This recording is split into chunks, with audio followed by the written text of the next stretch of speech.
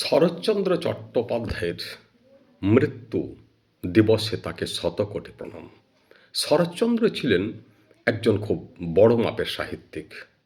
তিনি মূলত উপন্যাস বেশি লিখেছেন, গল্পও লিখেছেন অনেক, কিন্তু উপন্যাসের জন্যই তিনি সমধিক প্রখ্যাত ব্যক্তি। তার সর্বশ্রেষ্ঠ উপন্যাস হল শ্রীকান্ত। সেখানে রাজলক্ষ্মী বলে একটা চরিত্র আছে। সেখানে লেখক যেন প্রেমিক আর রাজলক্ষ্মী যেন প্রেমিকা।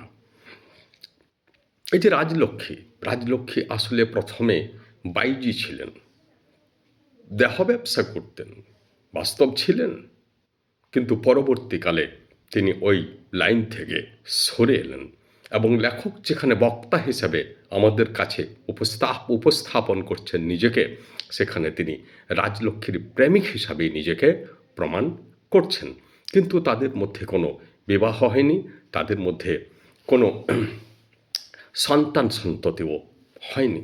তাদের প্রেম ছিল নিখাদ প্রেম, এবং রাজলক্ষ্মীর মতো আরও কয়েকটা মহিলাকে তিনি দারুণ ভালোবেসেছিলেন।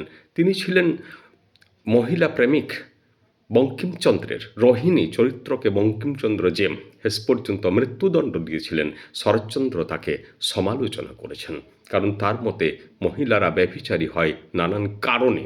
নমস্কার।